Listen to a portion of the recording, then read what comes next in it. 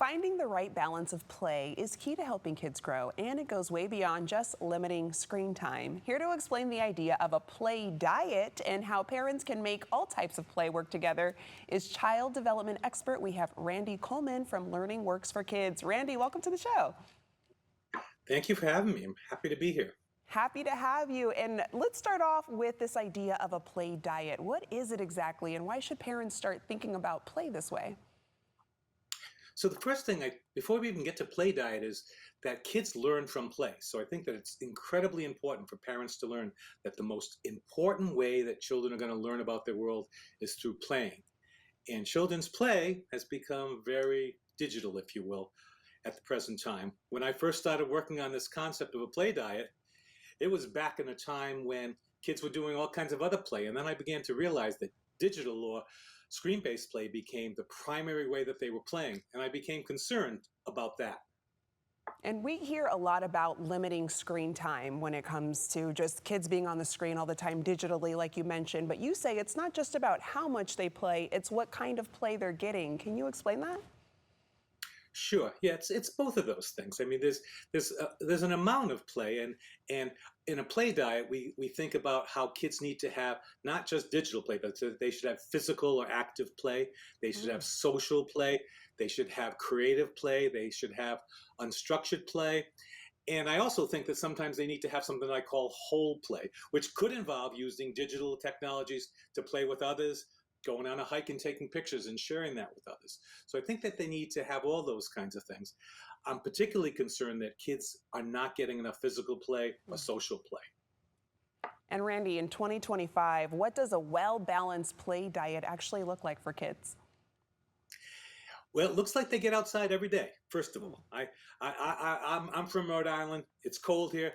I tell the families, your kids should be outside 364 days a year. You can give them one day a year where they don't go outside and play. Other than that, they need to be playing outdoors all the time.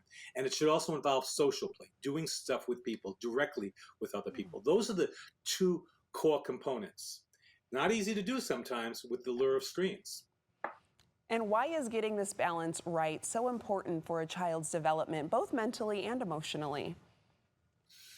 It's important across the board.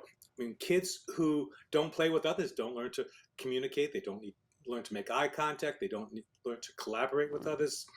Um, Physical play, obviously, is so important in terms of fitness.